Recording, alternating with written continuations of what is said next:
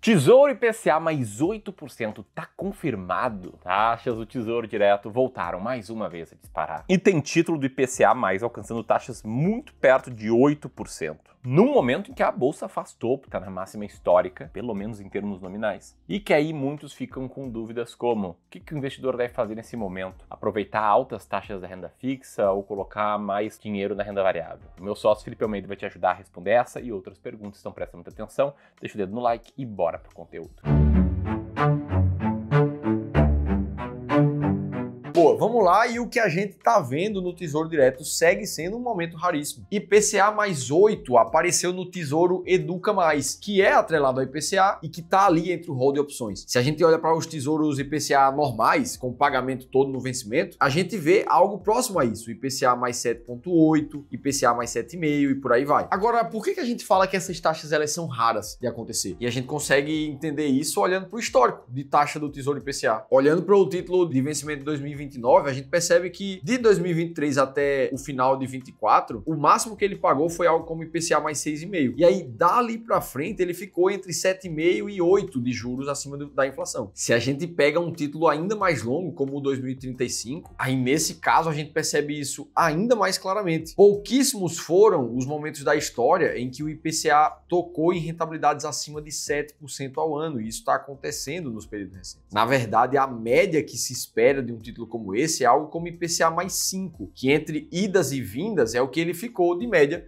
de 2010 até aqui. Então, sim, esse momento é raro porque quase nunca essa taxa está tão alta. Só que não é só isso. A rentabilidade média histórica desses títulos, ela vem sendo positiva. Esse estudo aqui mostra o retorno de várias classes de ativos diferentes nos últimos 10 anos, mais ou menos, pegando de 2014 até 2024. E o que chama a atenção é que dentre os retornos reais, que já são descontados à inflação, o Tesouro IPCA curto e longo aparecem figurando entre os ativos que mais se valorizaram na última década, perdendo apenas para as bolsas americanas. Então a gente está falando de uma taxa que acontece poucas vezes na história e com um título de rentabilidade histórica alta. E para deixar isso ainda mais tangível para vocês, a gente fez uma simulação mostrando o que aconteceu com o Ibovespa, o IFIX, o CDI e um título de IPCA mais 8 se a gente puxasse de uns 15 anos para cá. E o que a gente vê é que esse título, de fato, na rentabilidade bruta, ele teria rendido mais do que os principais pares que a gente está comparando, perdendo apenas para a bolsa americana do S&P 500. Então, assim, olhar para um IPCA mais 8 e entender que isso aqui realmente é fora da curva faz sentido. É lógico que esse gráfico aqui, ele não se repete para sempre. Isso porque nem sempre você vai conseguir uma taxa tão alta de IPCA mais 7,5, IPCA mais 8, como a gente já viu. Então, não é que um investidor do Tesouro IPCA vai ter essa rentabilidade sempre. Ele vai comprando vários títulos ao longo do tempo e tendo uma taxa média de acordo com isso. Mas o fato é que quando a rentabilidade está alta, ela realmente chama atenção. Tá, beleza, isso aqui é especial. Agora, por que isso aqui está acontecendo? Porque isso aqui não pode vir do nada. E aqui vamos refletir juntos para entender por que isso acontece. Ora, se o Tesouro Direto é um tipo de investimento que você está emprestando dinheiro para o governo federal brasileiro, o Tesouro Público Nacional, isso quer dizer que quanto maior é a taxa que o Tesouro Direto está te pagando, maior é o risco de se emprestar dinheiro para o Brasil. Então, em geral, momentos de taxa mais alta normalmente vem atrelado a um momento de maior risco no país também. Afinal de contas, todo investimento, quando tem um risco muito mais alto, os investidores exigem uma taxa mais alta para investir naquilo ali. É por isso que a gente vê uma taxa Selic mais alta no momento também, tanto para buscar refrear a economia e controlar a inflação, quanto para remunerar melhor o risco que a gente vive no Brasil. O que é muito puxado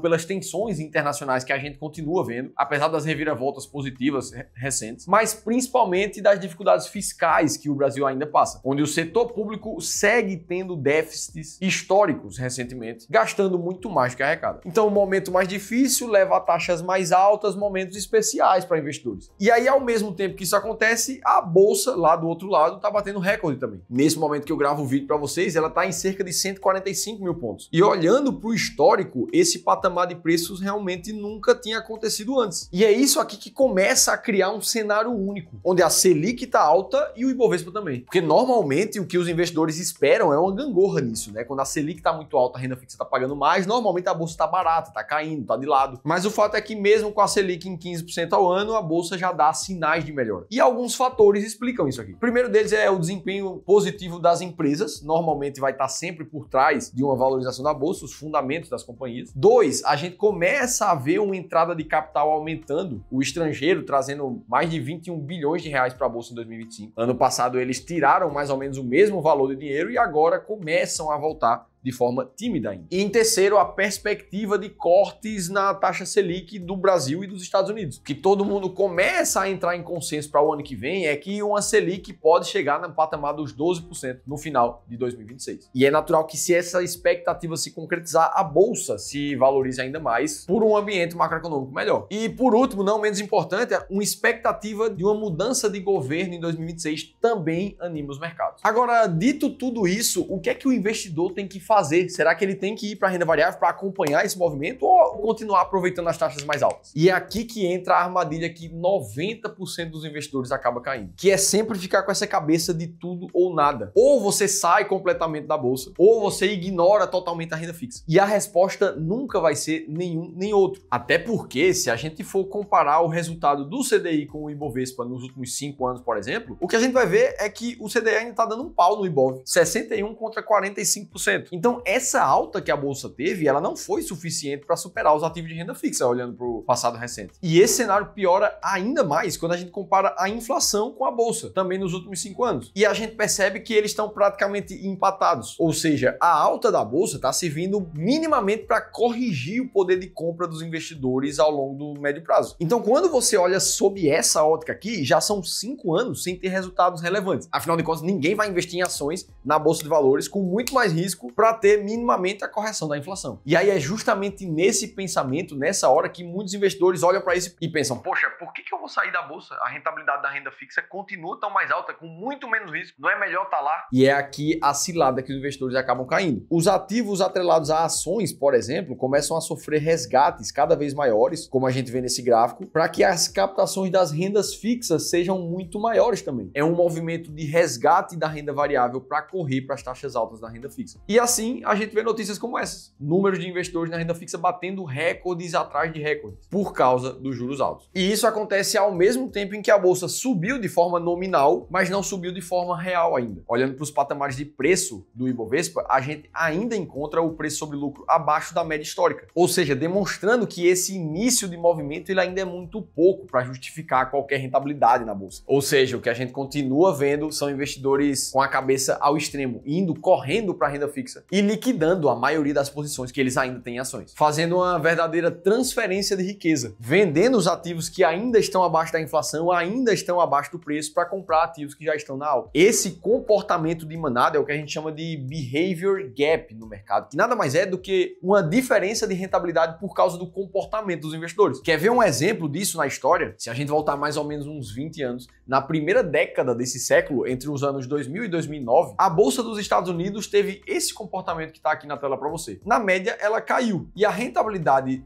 do S&P 500 naquela década ali foi de menos 1% ao ano. Só que nesse mesmo período, enquanto o S&P fez os investidores perderem dinheiro, um fundo de ações específico acertou em cheio a sua estratégia e fez com que as ações escolhidas por ele subissem muito na média, quase 20% ao ano. E aí você deve olhar para isso e pensar: ora, então os investidores que acertaram aquele fundo de ações, aquela estratégia de investimentos ali, esses sim ganharam dinheiro. Afinal de contas, esse é o pensamento lógico, né? Eles estavam investindo com o melhor fundo de ações da década. Mas isso não foi o que aconteceu na prática. A média de rentabilidade dos cotistas, dos investidores daquele fundo específico, na verdade foi negativa, em menos 11% ao ano. E isso só aconteceu porque os investidores do fundo tinham liberdade de entrar e sair do fundo a hora que bem entendessem. E aí o que é que acontecia? Quando a bolsa subia demais por muito tempo, eles se sentiam confiantes para colocar mais dinheiro no fundo. Só que quando o fundo caía muito a sua cotação, o que é natural para uma estratégia de renda variável, eles sentiam menos confiança e resgatavam o ativo na baixa, trazendo essa diferença gigantesca de rentabilidade chamada behavior gap. Em um estudo da JP Morgan, fazendo uma medição no mercado entre 1999 e 2018, foi descoberto que a média de rentabilidade dos investidores é de cerca de 2% ao ano, perdendo inclusive para a inflação, justamente por causa das decisões erradas tomadas na hora errada. Ou seja, os momentos mais difíceis, onde a maioria das oportunidades do mercado acontecem, são também os mesmos momentos em que os investidores, por tomarem decisões erradas erradas, com base em emoções, acabam perdendo as grandes transferências de riquezas que acontecem. Enquanto a maioria da manada está indo em direção aos ativos mais caros, uma minoria mais inteligente dos investidores está sempre indo contra o movimento da massa, se aproveitando das grandes rentabilidades que a gente vê em oportunidades que só acontecem a cada uma década e que justamente nesse momento começa a acontecer mais uma vez.